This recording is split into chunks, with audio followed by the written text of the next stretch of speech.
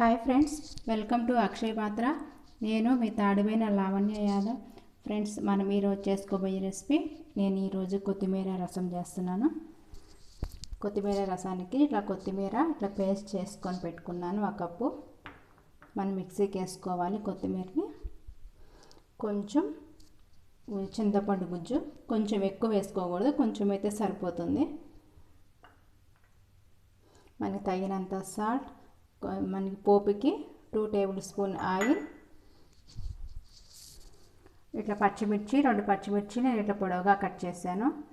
వెల్లుల్లి రెబ్బలు ఇట్లా కచ్చాపచ్చిగా దంచి పెట్టుకున్నాను. పోపు దినుసులు ఆవాలు, జీలకర్ర, కరివేపాకు, మిరియాల పొడి. ఇప్పుడు ఎలా చేయాలో మీకు చూపిస్తాను. స్టవ్ వెలిగించుకుందాం. ముందుగా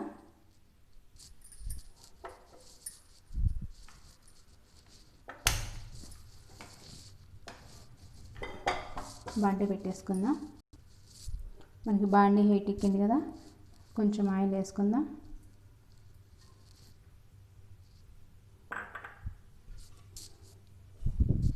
మనకి పోపు దినుసులు ఇందులోకి వేసుకుందాం. ఆవాలు, జీలకర్ర, కరివేపాకు.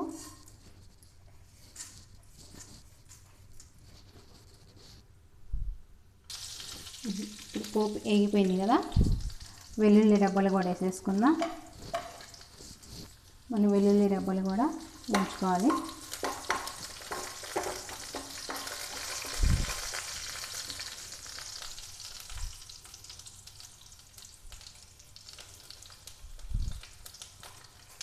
వెల్లుల్లి రెబ్బలు వేసిన పేస్ట్ చేసి పెట్టుకున్న కొత్తిమీరని కూడా ఇంట్లో వేసేసుకుందాం.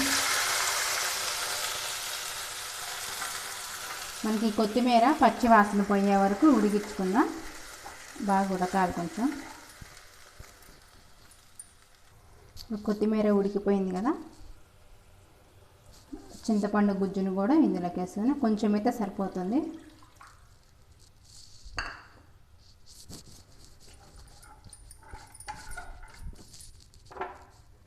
ఇందులోకి మిరియాల పొడి, పచ్చిమిర్చి కూడా వేసేసుకుందాం.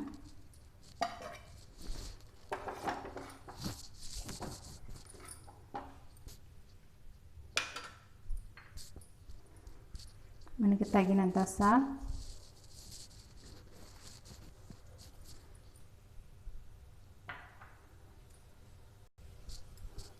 మనకి వాటర్, మనకి రసం ఎంత సరిపోతుందో అంత రసం ఈ వాటర్ పోసుకుందాం. నేను 1 గ్లాస్ వాటర్ పోసేసాను. మనకి రసము బాగా తెరలాలి.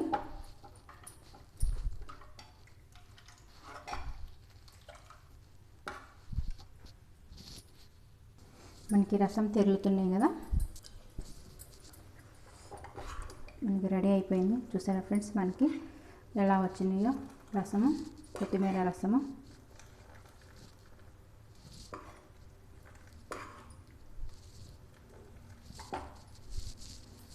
రెడీ అయిపోయింది. మనం స్టవ్ ఆఫ్ చేసుకుందాం.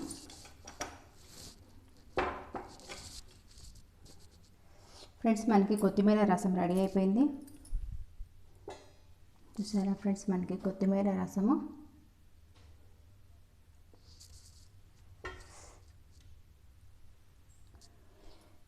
ఫ్రెండ్స్, మీకు ఈ వీడియో నచ్చినట్టయితే లైక్ చేయండి, షేర్ చేయండి, సబ్స్క్రైబ్ చేయండి. ప్లీజ్ సబ్స్క్రైబ్ అక్షయ పాత్ర. Boy friend.